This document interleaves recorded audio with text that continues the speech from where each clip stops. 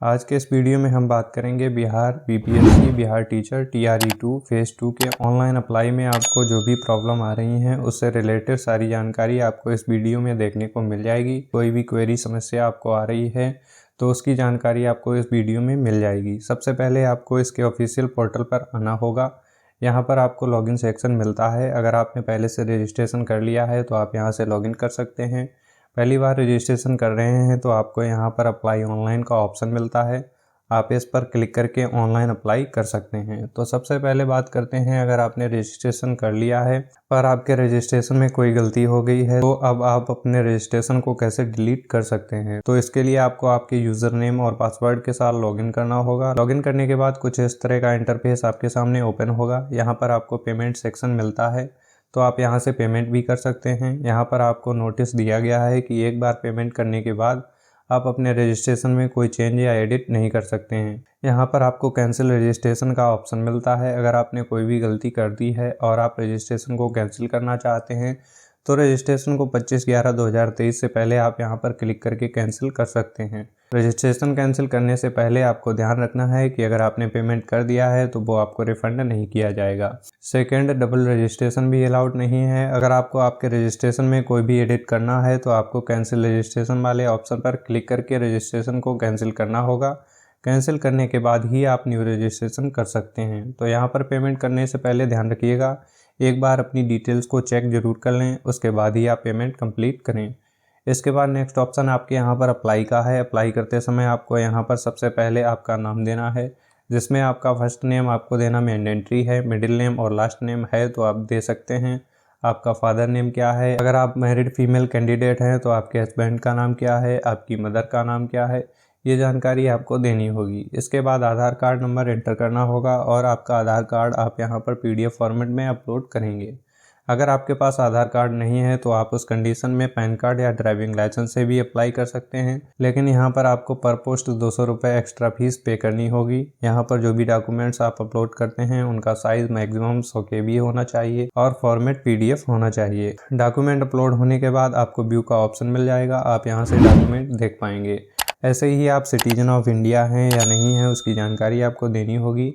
अगर आप बिहार के निवासी नहीं हैं तो आप सिंपली नो कर सकते हैं और आपको ऑटोमेटिक जनरल में काउंट किया जाएगा। अगर आप बिहार के निवासी हैं तो आप यहाँ पर यस करेंगे और उस कंडीशन में बिहार का PRC सर्टिफिकेट मतलब मूल निवास प्रमाण पत्र आपके पास होना चाहिए।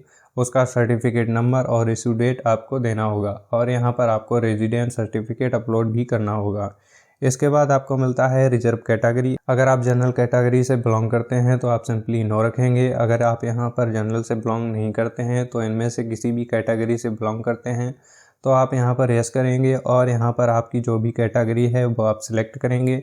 यहाँ पर आपको आपकी कास्ट सिलेक्ट करनी होगी और उसके बाद आपको सर्टिफिकेट नंबर, इशू डेट और आपका सर्टिफिकेट किसके द्वारा इशू किया गया है वो जानकारी आपको देनी होगी और यहाँ पर आपको सर्टिफिकेट अपलोड करना होगा। इसके बाद मैरिटल स्टेटस क्या है, आपका जेंडर क्या है।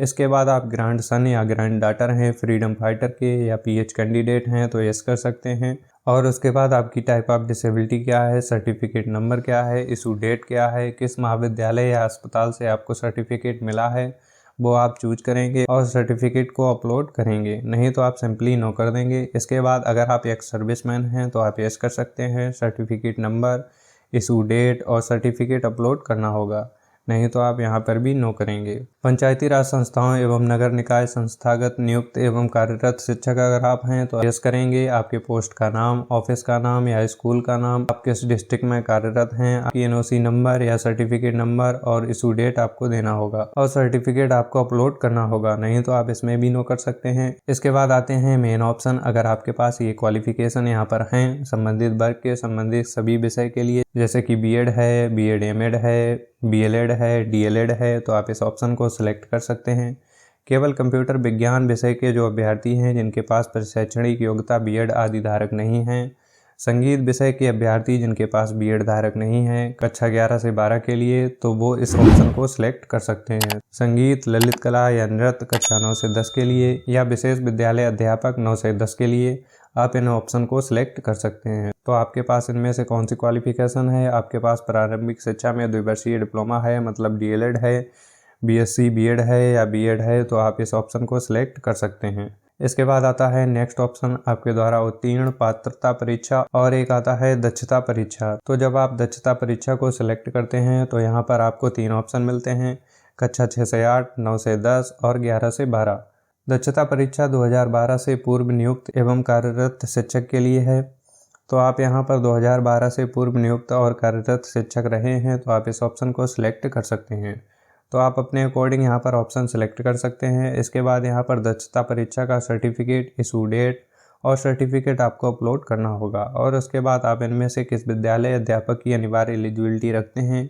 इसके बाद लैंग्वेज क्वालिफाइंग आपको यहाँ पर सिलेक्ट करनी होगी। अब बात करते हैं पात्रता परीक्षा या दक्षता परीक्षा की। तो यहाँ पर CTET paper 2, बीटेट paper 2, Bihar state paper 1 और बिहार स्टेट पेपर 2, ये 4 ऑप्शन आपको यहाँ पर देखने को मिलते हैं, जिनमें से आपको 3 ऑप्शन यहाँ पर मिलते हैं, जिनमें आपको सीटेट पेपर 2 और बीटेट पेपर 2 का ऑप्शन 1 में मिल जाएगा। तो यहाँ पर ये दक्षता परीक्षा कक्षा 6 से 8 प्रारंभिक विद्यालय अध्यापक के लिए है। आप इस ऑप्शन को टिक करेंगे। जैसे ही आप इस ऑप्शन को टिक करेंगे आपको नीचे सीटेट पेपर 2 या बीटेट पेपर 2 का ऑप्शन मिल जाएगा। तो आपका जो सीटेट सर्टिफिकेट है उसमें सर्टिफिकेट नंबर आपको नहीं मिलता है, तो इसके लिए आप यहाँ पर सीरियल नंबर या अपना रोल नंबर प्रोवाइड कर सकते हैं। आपका इशू डेट आप यहाँ से सिलेक्ट कर लेंगे और उसके बाद सर्टिफिकेट को आप यहाँ से अपलोड कर सकते हैं। इसके बाद नेक्स्ट ऑप्शन आपका बिहार स्टेट पेपर 1 और बिहार स्टेट पेपर 2 का आता है। अगर आप तीनों में एप्लीकेबल हैं तो आप तीनों को सिलेक्ट कर सकते हैं। अगर आप एक के लिए एप्लीकेबल हैं तो आप एक सिलेक्ट कर सकते हैं। 2 के लिए एप्लीकेबल हैं तो आप 2 सिलेक्ट कर सकते हैं। फिर आपको उसके अकॉर्डिंग ही यहाँ पर ऑप्शन देखने को मिलते हैं। अब यहाँ पर अगर आप इन सब्जेक्ट्स के अंतर्गत आते हैं तो आपको 4 साल की एक्स्ट्रा छूट मिल जाएगी। इन सब्जेक्ट के अंतर्गत आते हैं तो आपको 10 साल की एक्स्ट्रा छूट मिल जाएगी। अगर आपकी सब्जेक्ट इन सब्जेक्ट में नहीं है तो आप यहाँ पर अन्य सिलेक्ट कर सकते हैं। यहाँ पर एज क्राइटेरिया दिया गया है। जनरल पुरुष कैंडिडेट के लिए न्यूनतम एज 18 साल है और अधिकतम एज 37 साल है। अब पिछड़ा वर्ग, अत्यंत पिछड़ा वर्ग, पिछड़े वर्ग की महिला, अनारक्षित महिला के लिए 40 साल है और SC ST के पुरुष और महिला के लिए 42 साल एज क्राइटेरिया है। तो एज क्राइटेरिया आपको यहाँ पर देखने को मिल जाता है। अगर छूट चाहिए तो अच्छी बात है, अगर छूट नहीं भी चाहिए तो आप यहाँ पर इस ऑप्शन को सिलेक्ट कर सकते हैं, उससे कोई फ़र्क नहीं पड़ेगा। मान लीजिए आपके पास अरेबिक सब्जेक्ट है पर आप यहाँ पर इस ऑप्शन को किसी भी कंडीशन में सिलेक्ट नहीं कर सकते हैं, क्योंकि अरेबिक आपको नीचे वाले ऑप्शन में दिया गया है। तो आपको 10 साल की छूट चाहिए या नहीं चाहिए, आप इस ऑप्शन को ही सिलेक्ट करेंगे।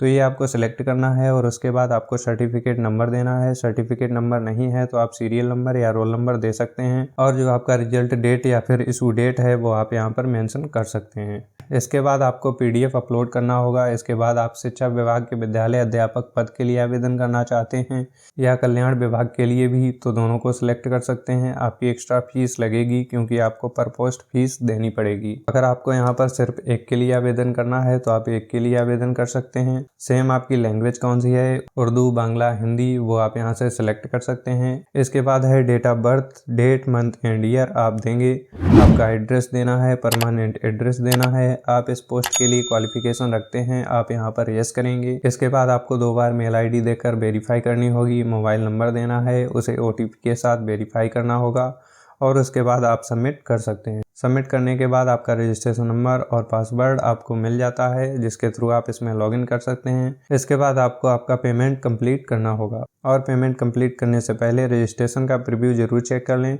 उसके बाद ही पेमेंट करें। अगर आपको लगता है कोई गलती है तो आप उसे पेमेंट करने से पहले कैंसिल भी कर सकते हैं, क्योंकि एक बार पेमेंट कर दिया तो वो रिफंड नहीं होगा।